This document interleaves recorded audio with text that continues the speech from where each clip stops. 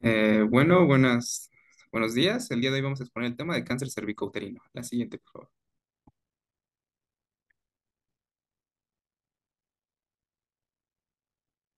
Como definición tenemos que el cáncer cervicouterino se origina como tal en el cuello uterino y suele desarrollarse a partir del epitelio cervical, el cual se inicia por lesiones precancerosas, teniendo como principal origen relacionado hasta en un 95% de las veces con el virus del papiloma humano. La siguiente, por favor. Ahora bien, pasando con la anatomía del cervix.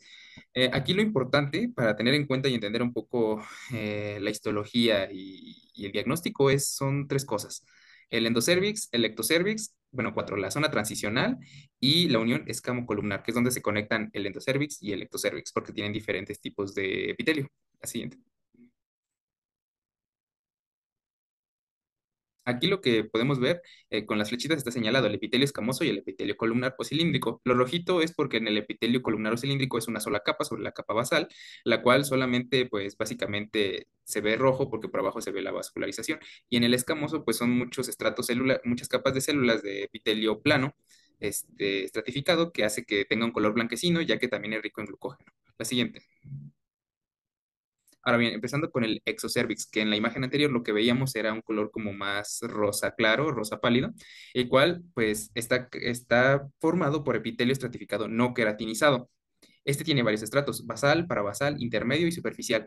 Conforme se va aumentando de estrato, pues se van diferenciando las células, teniendo que en los estratos más inferiores hay núcleos grandes, citoplasma reducido, y conforme se diferencia el núcleo se reduce y el citoplasma aumenta, en donde hay un aumento del glucógeno. Este glucógeno es importante porque al momento de hacer una colposcopía, cuando se une a lo que tiene el glucógeno es que se une al yodo. Entonces, al momento de aplicar Lugol en una colposcopía, pues se ve evidenciar que el cuello uterino en su porción exocervical toma un color amarillo pardo, amarillo oscuro. El siguiente.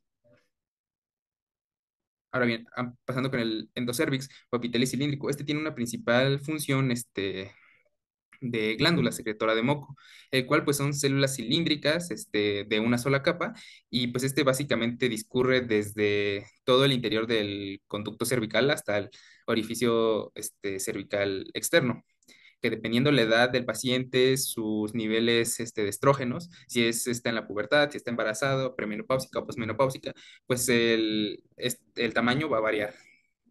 Así. Ahora bien, aquí tenemos la unión escamo-columnar. Este es un punto dinámico que cambia de acuerdo al estímulo hormonal, como ya les mencioné, principalmente a los estrógenos.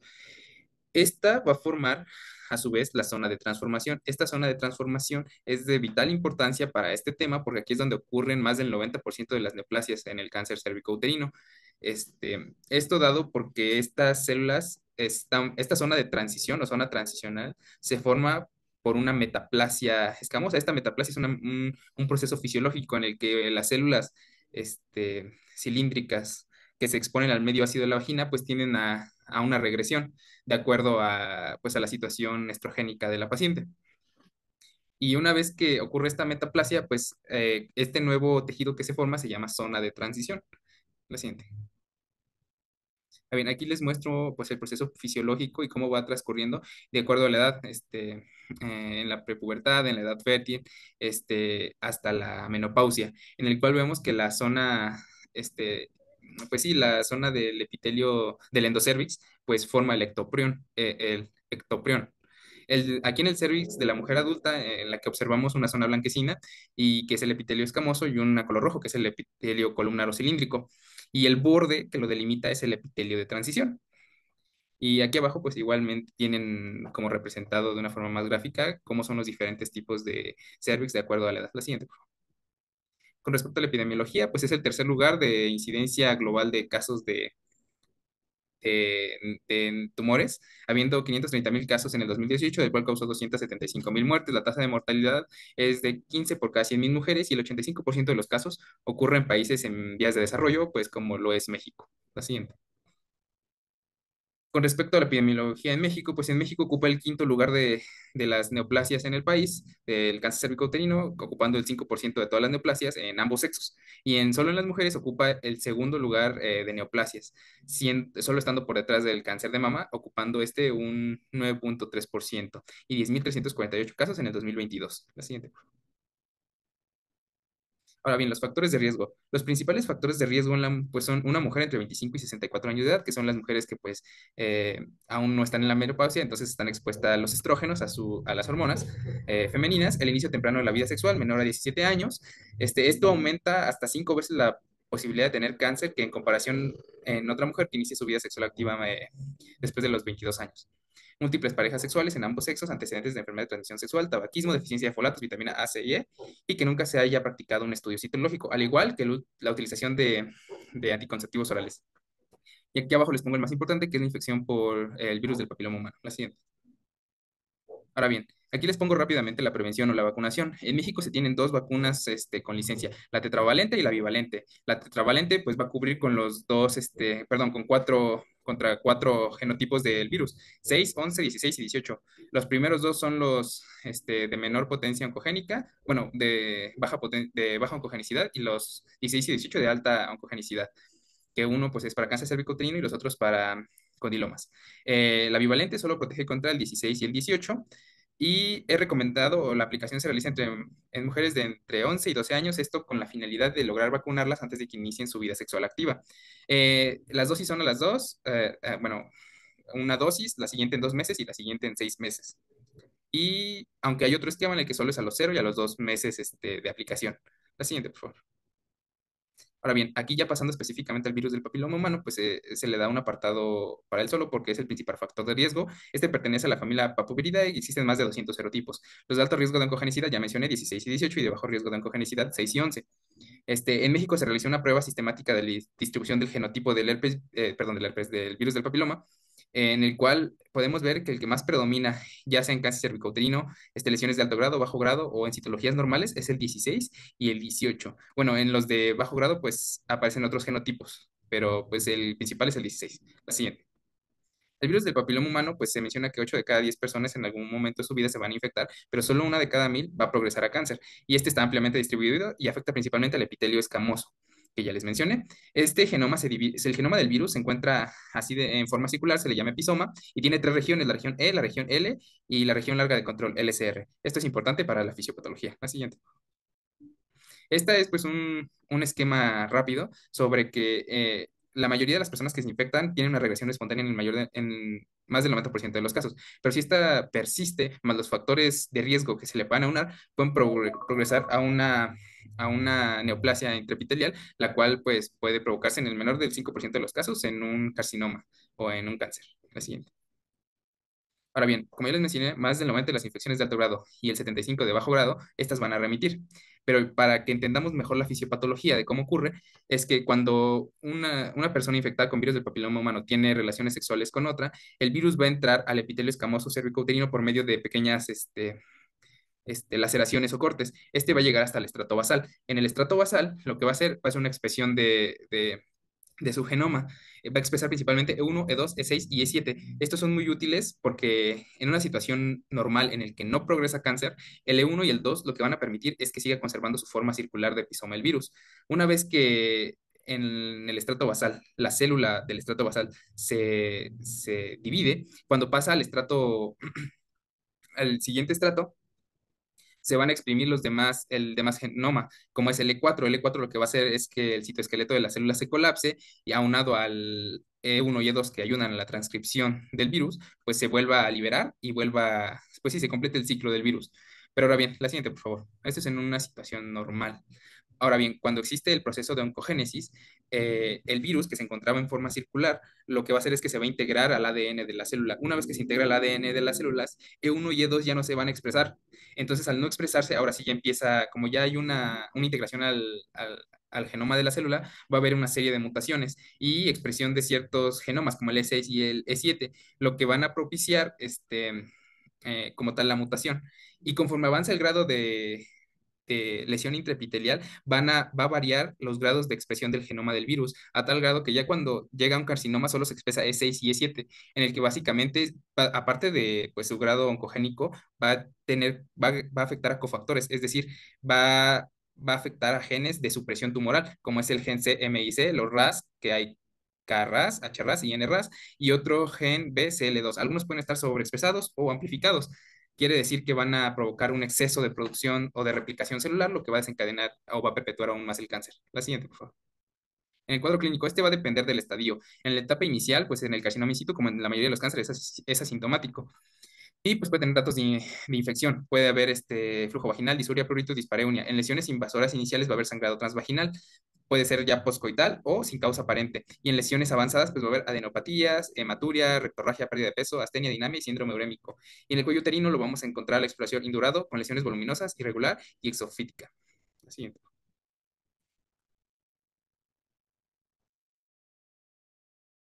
Vamos a hablar acerca de las lesiones premalignas del cuello uterino y bueno, estos van a ser cambios diferenciados en las células epiteliales en la zona de transformación o de transición, como ya se les mencionó.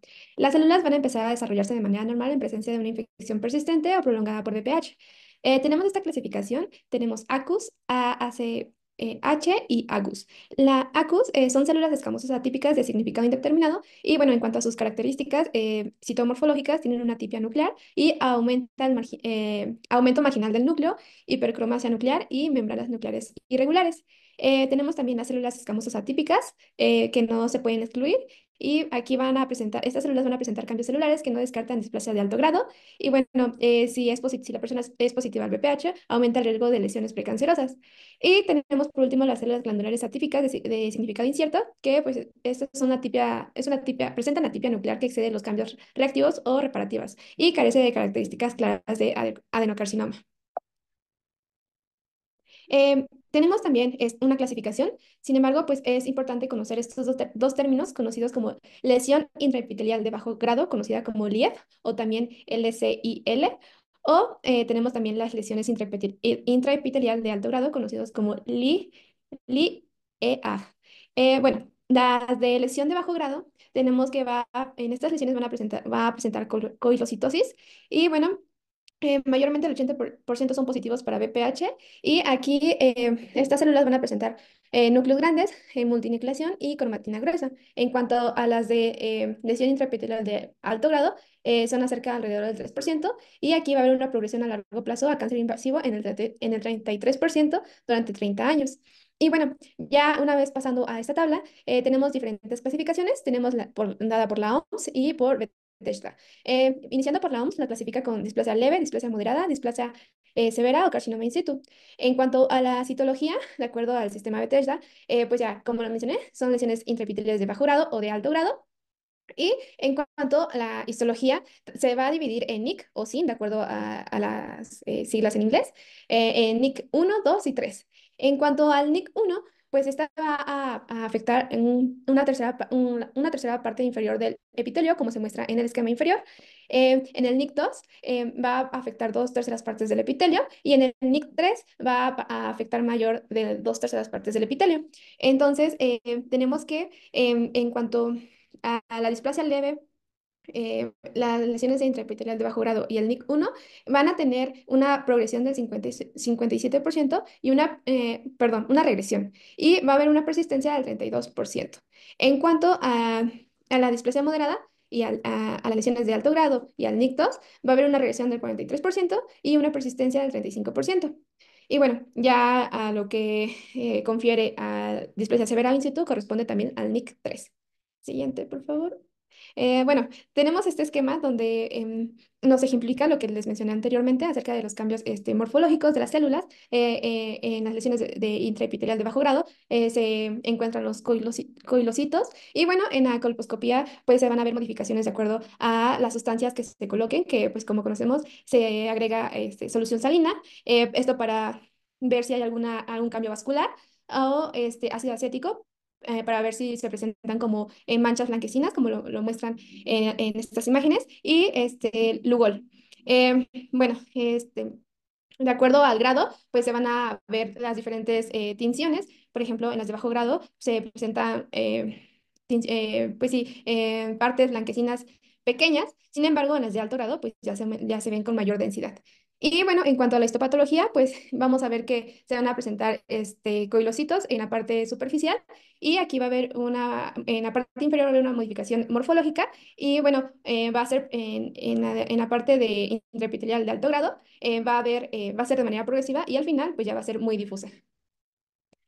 Bueno, la OMS divide los carcinomas, ya hablando como tal del cáncer cervicouterino, en tres grupos. Tenemos el carcinoma de células escamosas, que corresponde al 70 al 80%, y pues aquí las células escamosas van a variar en cuanto al patrón de crecimiento y morfología y citología, y corresponde al, bueno, afecta más, pues, son afectadas principalmente por el virus 16. En cuanto al adenocarcinoma, corresponde del 10 al 20%, y el 80% es de tipo endocervical. El tipo más frecuente es el mucinoso, y aquí puede haber dos o más formas de adenocarcinomas en un mismo tumor. Y bueno, se está dado principalmente por el virus tipo 18 y tenemos otros tipos de carcinomas que se dividen en tumores neuroendocrinos, igual afecta principalmente el tipo 18 y el carcinoma adenoescamoso que tiene un complemento glandular y escamoso. Bueno, tenemos la clasificación, como los mencioné, tenemos carcinomas epidermoides, también conocidos como escamosos, tenemos el queratizante, no queratizante, basiloide, verrucoso, entre otros, y tenemos también los glandulares, también conocidos como adenocarcinomas, tenemos el mucinoso con sus respectivos subtipos, el endometroide, las células claras, seroso y mesonéfrico. En esta imagen que coloqué en los glandulares, esta imagen es del adenocarcinoma endometroide, que se confunde mucho con el adenocarcinoma mucinoso endocervical. Y bueno, tenemos otros tipos, como lo mencioné. Los tumores neuroendocrinos, el más común es el de células pequeñas. Estas imágenes de la parte derecha superior, pues es el más común en este tipo de cánceres y presenta una forma circular. En cuanto pues, al carcinoma adenoescamoso, pues en estas imágenes en la parte derecha inferior se muestra el componente glandular y el componente escamoso. Bueno, mencionando rápidamente las características histopatológicas en cuanto a los carcinomas epidermoides, pues como lo mencioné, hay queratinizado y aquí estos carcinomas van a presentar perlas córneas, que son las que se observan aquí de color rojo, y los núcleos suelen ser grandes, hipercromáticos, con cromatina en grumos y de aspecto rugoso. En el no queratinizado va a haber un mayor grado de pleomorfismo, mitosis numerosas, incluyendo mitosis atípicas, núcleos muy atípicos, hipercromáticos y con cromatina densa y nucleolos evidentes. Estos dos tipos pueden ser bien diferenciados o muy poco diferenciados. En cuanto a continuando con los tipos, los carcinomas escamosos y sus subtipos, tenemos el carcinoma condilomatoso, que pues aquí tiene una estructura de condiloma con extenso cambio coilocítico. Tenemos el carcinoma papilar, que aquí las papilas tienen un distinto grosor y un eje conjuntivo vascular recubierto por varias capas de epitelio. También tenemos el carcinoma de transicional, perdón, que aquí se presenta principalmente en estadios avanzados y principalmente se menciona que este tipo de carcinoma da metástasis y recurrencias pélvicas y bueno, aquí presenta formas papilares gruesas, como se observan en las imágenes. También tenemos el carcinoma de tipo linfoepitelioma. Aquí este tipo de cáncer va a presentar islotes de células escamosas indiferenciadas, van a presentar núcleos uniformes y vesiculosos con prominente nucleolo y escaso citoplasma. Y bueno, aquí se menciona que tiene un componente inflamatorio crónico intenso. Continuando con, bueno, mencionando el otro tipo, que son los adenocarcinomas, el más común, pues como lo mencioné, es el adenocarcinoma endocervical. Y bueno, esta es una neoplasia infiltrante del estroma cervical que está principalmente dado por epitelio glandular endocervical. Este, Están compuestos por glándulas con arquitectura papilar, cribiforme o sólida, como se observa en las imágenes. Y bueno, este va a ser de epitelio pseudoestratificada con escaso contenido mucoide. Y aquí los núcleos se menciona que van a estar elongados e hipercromáticos con numerosas mitosis. Y bueno, aquí las papilas pues van a tener bordes irregulares y núcleos con espacios claros. Bueno, macroscópicamente pueden presentarse como masas exofíticas en el 50% de los casos, nodulares o también polipoides. Y bueno, otra clasificación tenemos el carcinoma microinvasor y el carcinoma invasor. En el microinvasor, aquí va a haber una invasión del estroma cervical. La profundidad máxima es 5 milímetros y la extensión horizontal es máxima de 7 milímetros. Como ejemplo, tenemos el carcinoma epidermoide microinvasor o el adenocarcinoma endocervical con invasión temprana. En cuanto al invasor, este puede estar en cualquiera, bueno, va a estar en cualquiera de las etapas del carcinoma invasivo y hay desde diagnósticos por microscopios hasta invasión del estroma, órganos adyacentes y distantes. Y bueno, algunos ejemplos que ya mencioné es carcinoma epidermoide convencional, carcinoma adenoescamoso, endometroide o seroso. Bueno, una vez pasando ya como tal al tamizaje, se menciona que el tamizaje no se usa como diagnóstico, sino es para saber o de manera de prevención. Entonces, se menciona que la prueba de tamizaje de elección para el cáncer cervicouterino es la citología cervical convencional y la visualización directa con ácido acético. Bueno, se menciona que la citología cervical, o también conocida como Papa Nicolau, disminuyó la incidencia del 60 al 90%, también disminuyó la tasa de mortalidad y tiene una sensibilidad del 50% y una especificidad del 96%. El tamizaje se recomienda en mujeres con vida sexual activa, en mujeres menores de 21 años con 3 años de inicio de vida sexual activa y también en mujeres que lo soliciten. Existen pruebas biomoleculares complementarias como la captura de híbridos o PCR. Bueno, tenemos este esquema donde se menciona tamizaje para detección de lesiones precursoras y cáncer cervicouterino. Bueno, se dice que en menores de 25 años, pues no es recomendable tamizar, pero pues se puede realizar. Este, en personas de 25 a 29 años de edad se recomienda una citología cervical. En personas de 30 a 64 años de edad se recomienda una prueba de BPH-AR. Y bueno, en pacientes mayores de 65 años de edad, pues hay dos como vertientes. Tenemos para finalizar el tamizaje, debe ser un resultado negativo en los últimos 10 años con 3 citologías negativas o dos pruebas de BPH-AR con antecedentes de NIC en 20 años previos. Y bueno, sí, bueno, en caso de que sea necesario continuar con el tamizaje, esta debe realizarse en una persona que nunca se ha realizado pues un tamizado, en una persona inmunosuprimida, en personas con histerectomía por lesión de alto grado o cáncer, y bueno, en persona con prueba molecular positiva. Bueno, este esquema habla sobre los resultados de citología de acuerdo con el sistema de clasificación de Bethesda.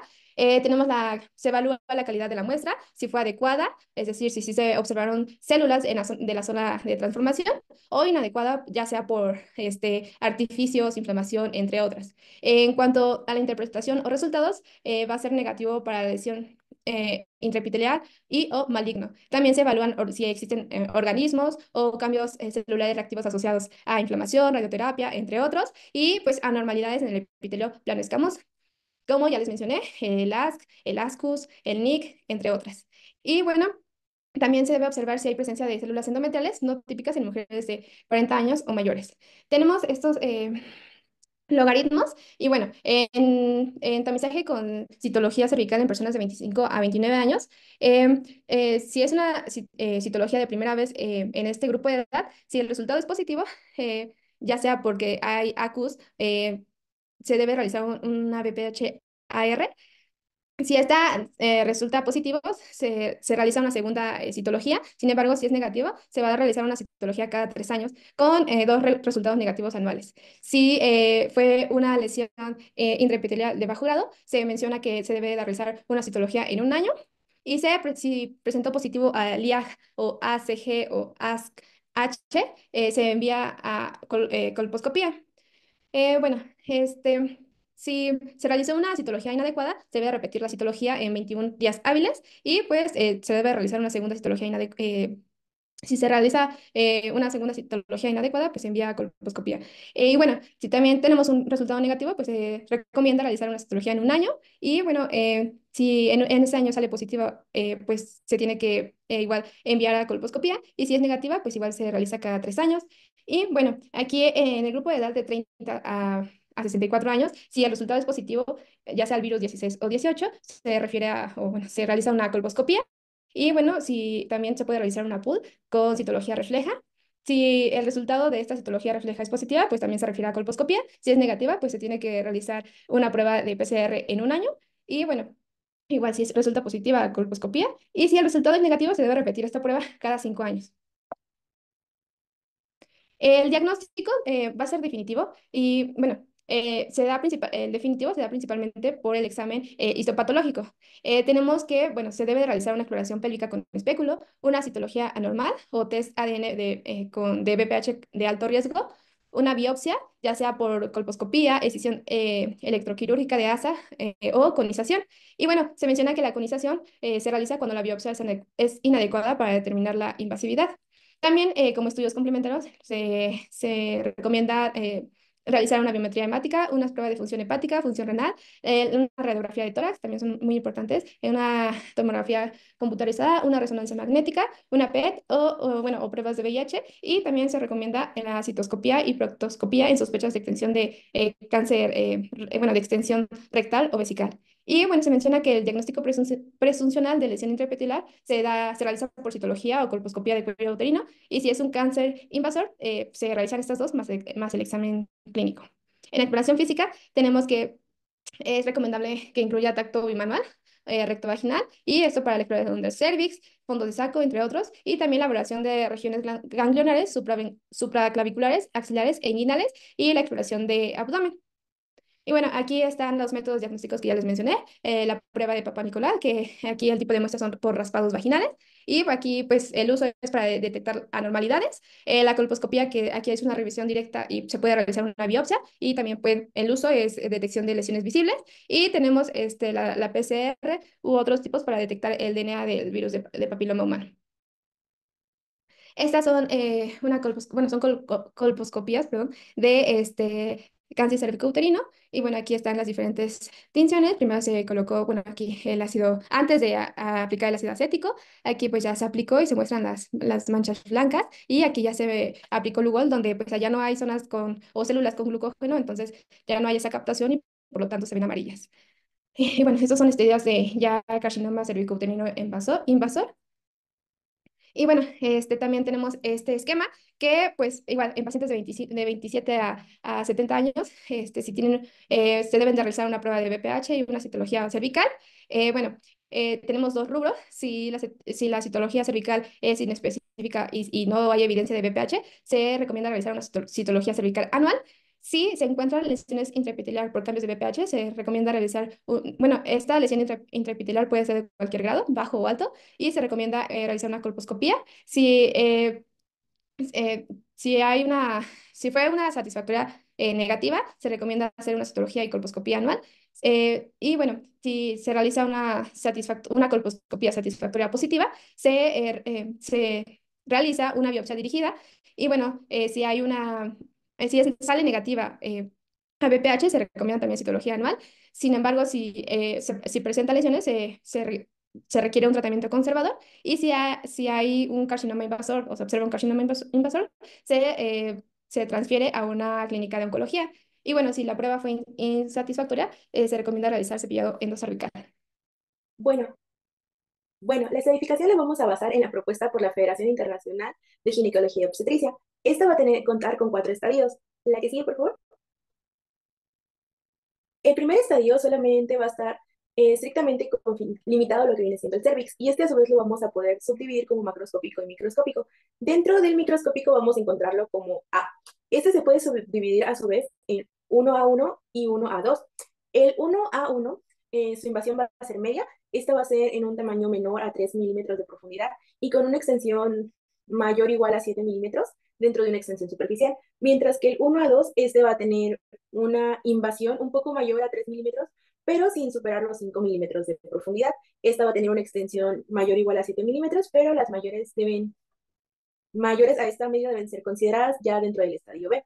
El que sigue, por favor. Ahora, dentro de lo que viene siendo el estadio B, estos vamos a tener que van a ser las lesiones que ya son macroscópicas. Estas van a clasificarse como 1B1, 1B2 y 1B3. Esto dependiendo del tamaño. Dentro de las lesiones 1B1 vamos a encontrar que van a ser lesiones clínicas, esas con un tamaño menor a 4 centímetros, mientras que las 1B2 van a ser lesiones clínicas con un tamaño mayor a 4 centímetros, mientras que las 1B3, estas van a ser a un tamaño mayor de 7 centímetros, y estas van a ser macroscópicas. La que sigue, por favor. Ya dentro del estadio 3, vamos a tener lo que viene siendo que el carcinoma se va a comenzar a extender. Dentro de lo que viene siendo el examen rectal, vamos a poder encontrar pegado el tumor a la pared pélvica, esto sin que tenga un espacio libre. Este a su vez lo vamos a poder subclasificar en A y B. En la subclasificación A vamos a tener que este no se va a extender por la pared pélvica, pero alcanza al tercio inferior de la vagina, mientras que el 3B vamos a tener que su extensión es hasta la pared pélvica, o en algunos casos vamos a tener hidronefrosis o insuficiencia del riñón y todas ellas. La que sigue, por favor. La que sigue, la otra. Ahora, en el estadio 4, vamos a tener que el carcinoma se extiende más allá de lo que viene siendo la pelvis verdadera y llega a comprometer a esta dentro de un punto de vista clínico. También tenemos compromiso de lo que viene siendo la mucosa de la vejiga y el recto. Entonces, en esto existirá un edema que es bultoso que impide asignar algunas veces el estadio. Dentro de este estadio vamos a tener vamos a tener dos, que va a ser el estadio 4A y el estadio 4B. En el estadio 4A vamos a tener que va a existir una propagación a los órganos adyacentes y en el estadio 4B vamos a tener una propagación dentro de los órganos distantes. La que sigue, por favor. Ahora bien, dentro del tratamiento va a depender más que nada de varios factores, como lo vienen siendo la etapa del cáncer, el tamaño del tumor y en algunas veces el estado general de salud del paciente y también su deseo de preservar o no la fertilidad. En general, el tratamiento se va a basar en una combinación de lo que viene siendo la cirugía, la quimioterapia y la radioterapia. Para etapas tempranas, más que nada es recomendable la cirugía, ya que es uno de los tratamientos como que más comunes y especiales para ello. Dentro de las opciones quirúrgicas vamos a encontrar lo que viene siendo la conización, que esta va a ser una cirugía, la cual generalmente se realiza dentro de las etapas iniciales y básicamente consiste en extirpar una porción del cuello uterino, esto con una forma de un cono, que dentro de ella vamos a contener lo que vienen siendo las células cancerosas. Esta se puede hacer mediante una cirugía convencional o utilizando un bisturí. También vamos a tener lo que vienen siendo la opción de la histerectomía, también vamos a tener dos subopciones que podría decirse así, que es la histerectomía simple y la histerectomía radical. En la histerectomía simple solamente vamos a tener que se va a extirpar el útero, pero no se van a extirpar los ganglios linfáticos ni otros tejidos cercanos, mientras que en la radical se van a extirpar el útero y a los demás tejidos circundantes. Y pues la elección de entre estas opciones más que nada va a depender de la extensión del cáncer y también del deseo de la paciente si desea preservar su fertilidad o no. En el caso de la radioterapia, esta vamos a utilizar radiación de alta energía, esto para que se destruyan las células cancerosas y tendremos que esa puede ser utilizada como un tratamiento primario, adyuvante, o sea, después de la cirugía, o paliativo, en el caso que en etapas más avanzadas se desean aliviar los síntomas de dolor. En este tendremos la radioterapia externa y la braquioterapia o radioterapia interna. En la radioterapia externa vamos a aplicar desde el exterior, esta se va a aplicar desde el exterior del cuerpo y se va a utilizar una máquina que va a dirigir la radiación específicamente hacia la pelvis y se va a administrar en sesiones diarias durante varias semanas, mientras que la braquiterapia o radioterapia interna, en ese tipo de radioterapia se van a colocar las fuentes radioactivas directamente sobre lo que viene siendo el cuello uterino o en la vagina, lo más cercano al tumor posible. Esto va a permitir que se aplique lo que viene siendo una concentración de radiación más directa dentro del área afectada. Y en algunos casos, como terapias alternativas para lo que viene siendo las etapas de, primero, se recomienda también la radioterapia o, con, o al mismo tiempo que la quimioterapia. Ahora, en la quimioterapia vamos a tener que vamos a usar los medicamentos, esto para destruir las células cancerosas o detener su crecimiento. Esta es comúnmente más utilizada dentro de las etapas más avanzadas y tendremos lo que es la quimioterapia adyuvante y la quimioterapia en caso de metástasis. Dentro de la quimioterapia adyuvante, esta comúnmente es después de la cirugía y puede administrarse con el fin de que se elimine cualquier célula cancerosa que pueda quedar en el cuerpo y así reducir los riesgos de recurrencia. Mientras que en el caso de la quimioterapia por metástasis, esta es utilizada más que nada cuando el cáncer ya se ha diseminado por más allá del cuello uterino. Y más que nada, esta es utilizada para controlar lo que viene siendo el crecimiento del dolor y aliviar los síntomas. La que sigue, por favor. Entonces, vamos a tener que el tratamiento más que nada se va a basar en las etapas. O sea, vamos a tener un tratamiento por etapas. Las opciones quirúrgicas más que nada nos van a comprender las etapas 1, que vienen siendo todas las lesiones que están confinadas al cervix. La colonización cervical más que nada, y comúnmente esta va a ser indicada para la etapa 1A1, ya que en estas vamos a contar con márgenes libres de tumor y siempre y cuando la paciente conserve los deseos de preservar su fertilidad. En el caso de las histerectomías, vamos a tener que la simple también va a estar recomendada para lo que viene siendo la etapa 1A1, esto siempre y cuando no exista invasión vascular, mientras que la radical ya se va a ir a recomendarse a lo que vienen siendo dentro de las etapas A1, A2 y B1. En la radioterapia también es posible que la recomendemos dentro de esta etapa, ya que en algunos pacientes no van a ser candidatas a la cirugía o van a llegar a rechazar los tratamientos quirúrgicos. Para los estadios localmente más avanzados, como vienen siendo el 1B3, el 2B, el 3, la etapa 3 y el 4A, estos más que nada se van a basar en lo que vienen siendo radioterapia y en una combinación con la quimioterapia. En la radioterapia vamos a tener que se va a aplicar lo que viene siendo 45 a 50 grays Esto mediante fracciones de 1.8 a 2 Gray por diarios durante lo que vienen siendo unas sesiones de 5 a 6 semanas. Estos van a ir dirigidas al tumor primario y a los ganglios que se encuentren afectados. También en lo que viene siendo la brachiterapia, vamos a tener que, pues en esta se van a colocar fuentes radiactivas y vamos a tener que va a aumentar la dosis, ya que va a encontrarse un poco más dirigida a lo que viene siendo el tumor. Y pues en la quimioterapia concomitante que se da dentro de estas, vamos a tener que el fármaco estándar va a ser el ciprofloxacino a 40 miligramos, esto semanal durante todo lo que viene siendo el tiempo que se esté aplicando la radioterapia. Ahora, en las últimas etapas donde ya existen estadios metastásicos o recurrentes y la enfermedad ya ha alcanzado diversos órganos por las metástasis o va a reaparecer después de que se aplicaron los tratamientos, vamos a tener lo que viene siendo que usar en estos casos la quimioterapia sistémica, que van a ser en regímenes basados de ciclocino y praxiquince, que estos más que nada van a ser los agentes estándar dentro de este tratamiento. Y en algunos casos en que los pacientes no mejoren con esto, una alternativa puede incluir combinaciones con carboxplacino y tofofecan. Ahora, ¿cómo vamos a tener el pronóstico de estos pacientes? Vamos a tener que van a existir factores que nos van a determinar si un paciente va a tener un buen pronóstico o un mal pronóstico. Unos factores que van a determinar si un paciente va a tener un mal pronóstico son la etapa avanzada, la presencia de enfermedad ganglionar, el gran volumen tumoral y la pobre diferenciación y la profundidad de invasión.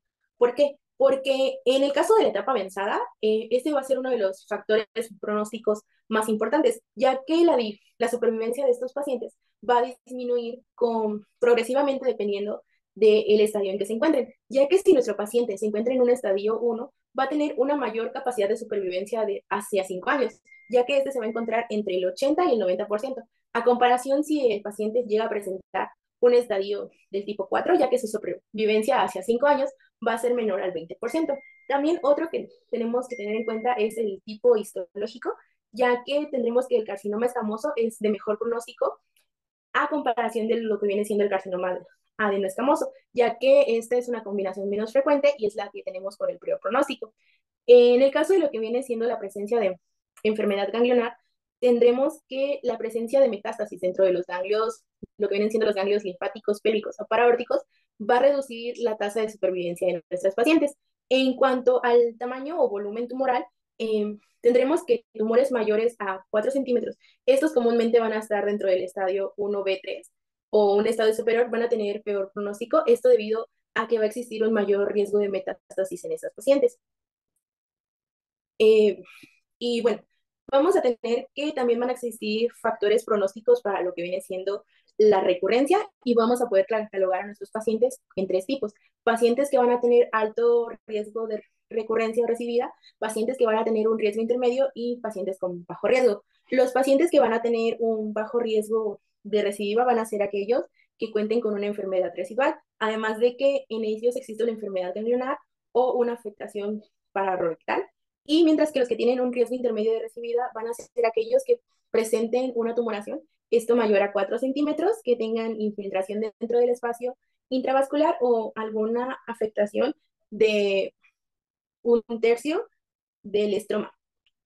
Y por último vamos a tener que recordar que el Día Mundial de la Prevención del Cáncer del Cuello Uterino va a ser el 26 de marzo, ya que este va a ser un cáncer de suma importancia que se detecte temprano para que nuestros pacientes tengan una mayor supervivencia. Y gracias por su atención.